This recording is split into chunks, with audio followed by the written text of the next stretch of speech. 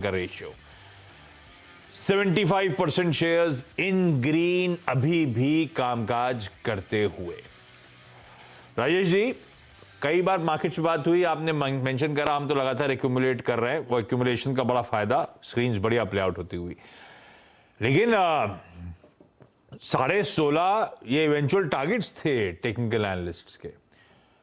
हम 15,200 सब 15,200 से आज 16.5 के लेवल्स के पार उन इंपॉर्टेंट एवरेजेस के पास अब आके कामकाज करते हुए। As on date at 16,500 fundamentals कैसे लग रहे हैं? वो जो कंसर्न पॉइंट्स थे, कोई यूक्रेन क्राइसिस, कोई इन्फ्लेशन, कोई सेंट्रल बैंक्स का एक्शन, कितना कंफर्ट आ रहा है उन सबको देख के सर?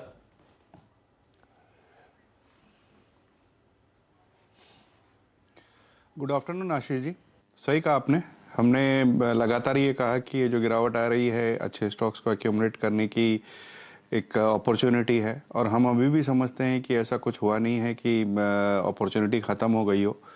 अभी भी अपॉर्चुनिटी है, क्योंकि लंबी अवधि में अगर आप देखें तो स्टॉक मार्केट से अच्छा रिटर्न कोई भी दूसरे एसेट क्लास नहीं दे सकते, एक बात।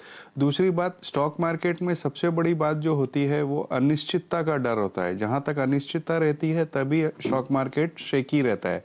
अब चाहे वो रशिया यूक्रेन की बात हो, क्रूड के प्राइसेस हो, या फेड की आने वाली बैठक में 75 बेसिस पॉइंट से 100 बेसिस पॉइंट्स की बढ़त की बातें हों, ये सारी बातें बाजार को पता है, बाजार ने डिस्काउंट कर रखी हैं।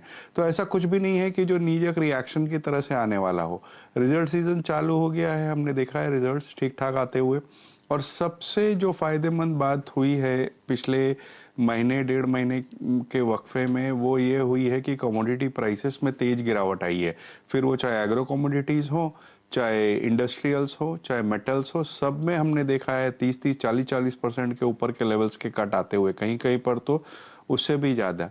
अभी पिछले दिनों ही हमने देखा कि सरकार ने ऐसा कहा कि 25 से 30 रुपया के करीब करीब खाद्य तेलों में गिरावट आई। तो इन सब चीज़ों का जो इफेक्ट है वो आने वाले दिनों में इन्फ्लेशन पे जाहिर सी बात है आएगा। और हमें पूरी उम्मीद है कि हो सकता है कि FY23 में 6 महीने के लैग के बाद कोई बड़ी बात नहीं है कि रेट कट का सिलसिला फेड की तरफ से चालू हो जाए। तो एक उम्मीद की किरण दिखने लगी है, अनलेस के अंटिल के इन्फ्लेशन वापस से कोई बहुत ज़्यादा तूल पकड़ ले, जो कि इस वक्त तो उम्मीद नहीं लग रही है। क्रूड में गिरावट हमने देखी है।